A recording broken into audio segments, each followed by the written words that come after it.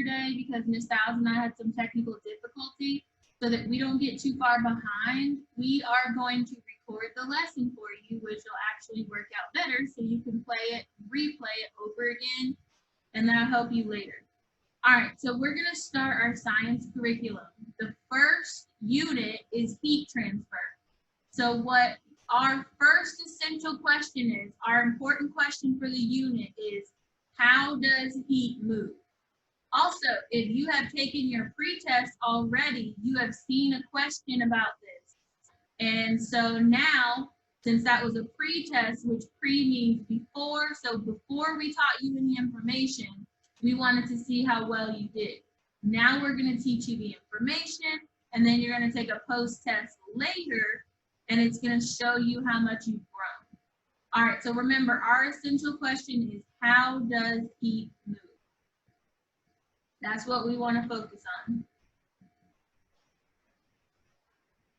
Okay, so you have already copied and pasted your new slot or your new notebook pages into your saved science notebook, the one that you are keeping all year long. We are now going to show you what each part is. And also, this is my copy. So that's going to have your name there. So do you see how I have 1, 2, 3, 4, 5, 6, 7, 8 slides? That's how many you should have. And they should all be different. Huh? Nice and big screen. Oh yeah, sorry. I'll go to present. So this is the 8th slide. This should be the 7th slide, the 6th slide, the 5th, the 4th, the 3rd, the 2nd, and the 1st. So 1, 2, 3, 4, 5, 6, 7, 8. And as of today, Monday the 24th, you only need to have 8 slides in your science notebook, the one with your name at the top. Okay. So we are going to be doing our experiment today. So I have in my, I'm going to change which pin video I can see. I have a burner that's already on and hot, a pot that is filled with oil and kernels, and it is sitting on the hot burner right now. You need to then make a hypothesis in your hypothesis area, and a hypothesis is an educated guess of what you think is going to happen to our popcorn kernels. So I want you to take time right now, pause the video, and then you are going to take an educated guess of what you think is going to happen to our popcorn kernels. Okay, by this time you should have written a hypothesis for what will happen to our popcorn kernels. A hypothesis, once again, is an educated guess using your scientific language. So right now, you are watching the pot. It is starting to bubble more and more and more. And we are going to see what is going to happen to our popcorn kernels in the oil on the burner as it's on. I wonder if you guys can hear that, hear what is happening.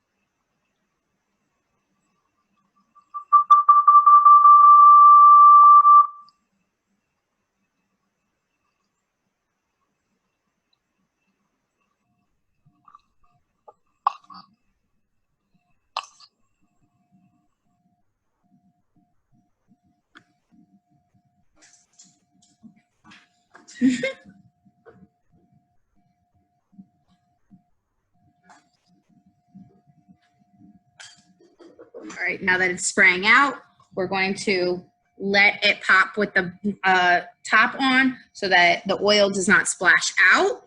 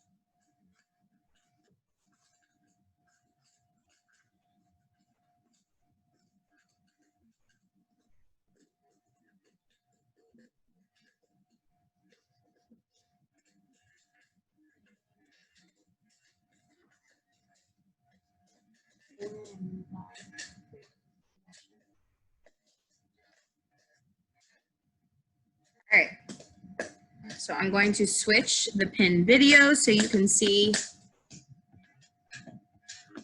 what is happening. So I've taken it off of the burner, but the pot is still hot. I would not want to touch this. And what do we notice has happened? So right now, before we move to our reading to show you why this is happening, Ms. Mevin has filled in our hypothesis. It says, I think the kernels will pop and turn into popcorn. And we are now going to do what actually happened. So you are going to look at this and tell us what happened to those popcorn kernels. We'll give you some time right now.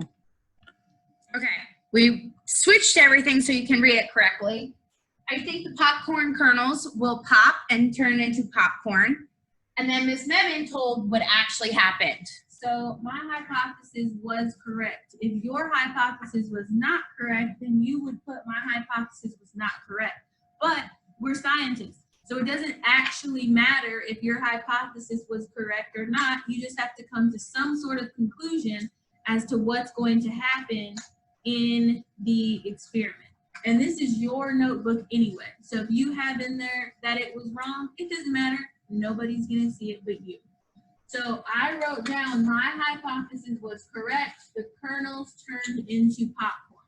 So now that we've done the experiment, our next section says after the reading. So we're gonna read to you. It says, why did the results happen that way? So we made a hypothesis. We found out that our hypothesis was right, but now we need to write down here, why did the popcorn kernels turn into popcorn? And yes, it is because we heated it up, but we're scientists, so we need to know the science. So what we're going to do is we are going to, we're going to read a passage. We're going to read a passage about why the popcorn kernels turned into popcorn. We just got to share our screen. Give us 1 second.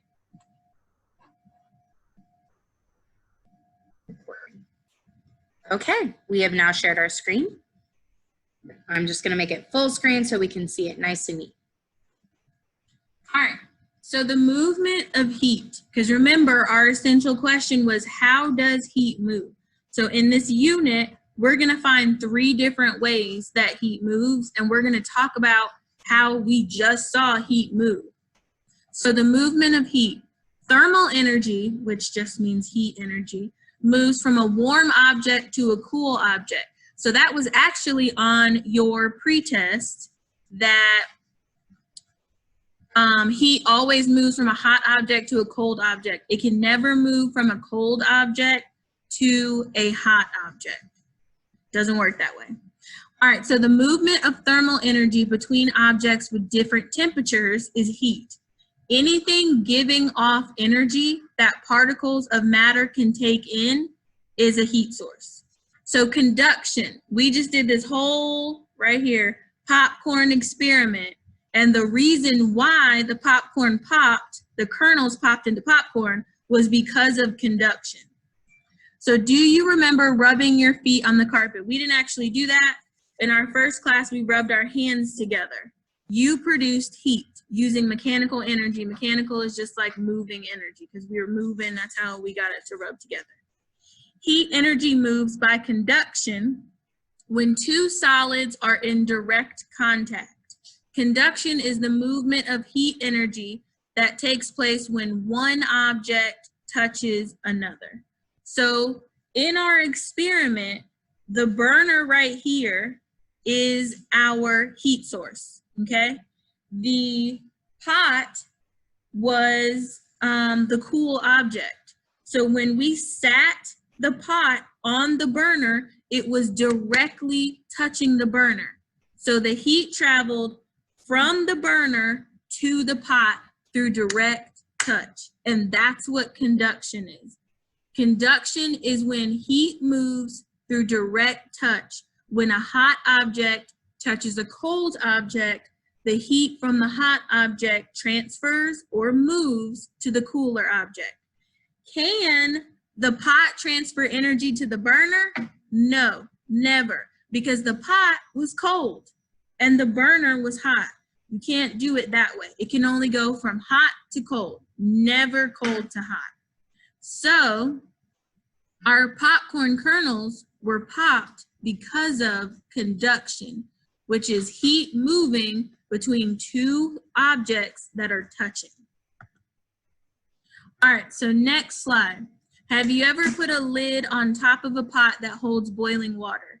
Did you notice what happens? The cool lid becomes hot. The particles in that lid that are in direct contact with the heated pot begin to move faster. These fast-moving particles crash into the particles in the parts of the lid that are not touching the heated pot. Heat energy from the pot begins to travel all over the lid.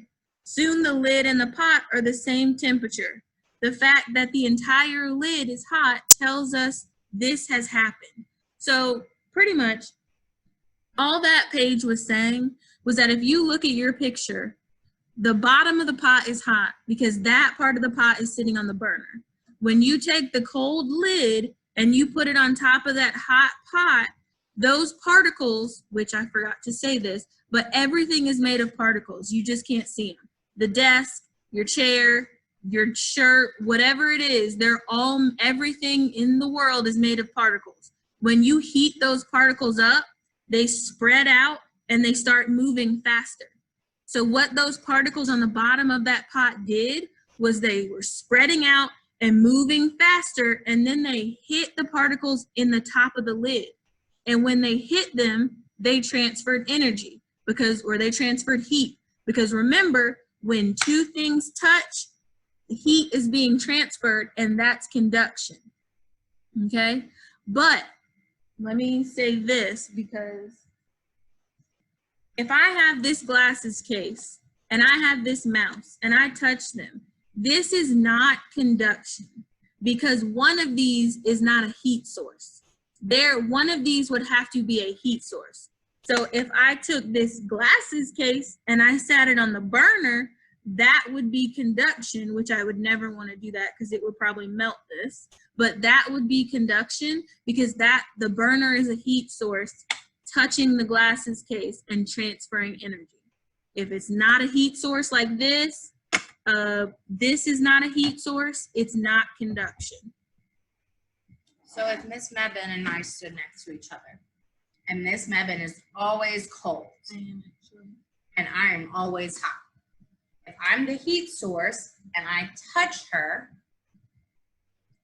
the heat is moving from me into her because I am hot to her cold.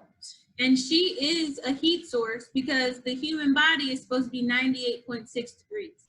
So if I'm less than 98.6 degrees and she's more than 98.6 degrees, if she's touching me, she's transferring heat. Now, if Miss Styles is like this, is she transferring heat? No, not through conduction because we're not touching. We have to be touching for heat to be transferred through conduction.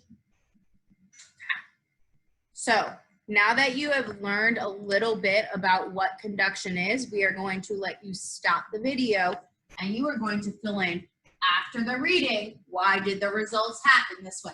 So after you now know your new word, which is conduction, why did the popcorn kernels pop? Answer that question now.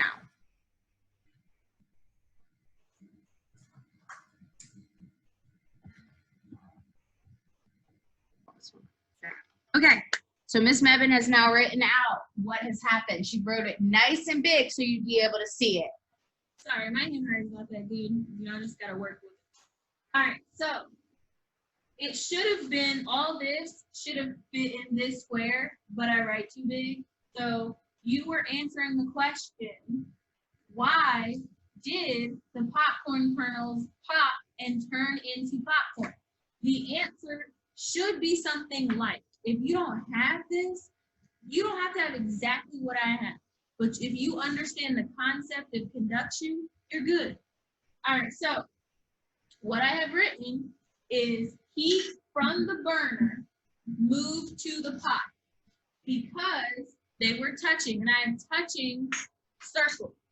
The kernels were also touching the pot, so they also got hot and they turned into popcorn.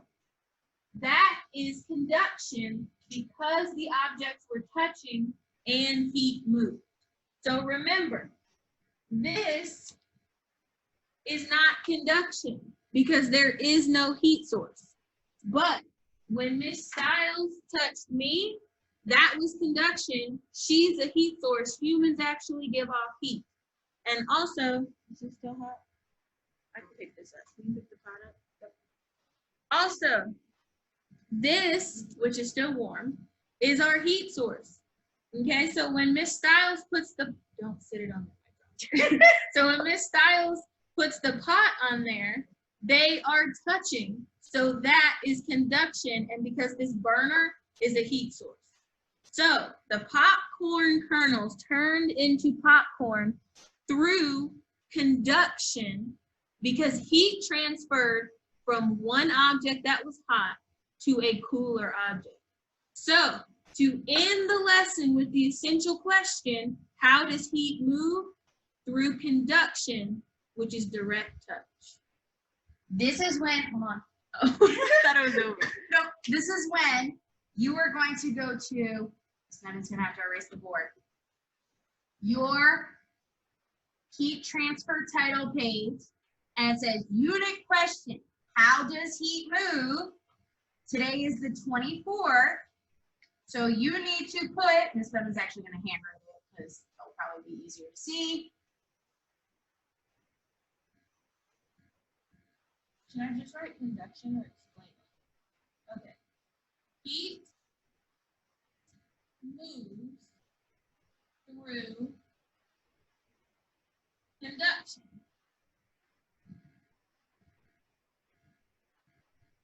Conduction is when a hot object is touching. I'm going to circle it because that's the most important part of conduction is the touching part. Conduction is when a hot object is touching a cooler object. Doesn't have to be a cold object, just the temperature, one has to be warmer than the other. A hot object is touching a cooler object, and heat moves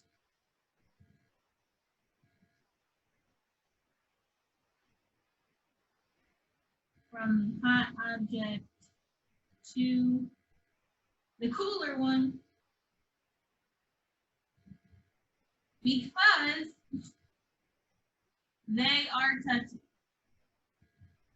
Now, I could have made that way shorter. And when you all type it in, make your font small because you're going to have to try to fit an explanation for conduction, convection, and radiation in here for the whole week.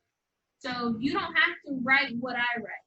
You just have to know that conduction is when a hot object touches a cooler object and heat transfers from the hot object to the cold object.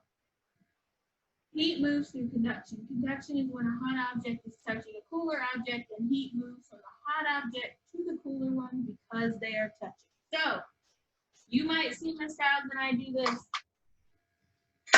That is the signal for conduction because two things have to be touching. And we're going to talk about two other types of heat transfer. And we try to give them all hand movements to help you remember. So conduction is this or this because two objects are touching. Thanks, guys. Thank you. And go fill in your heat transfer title page.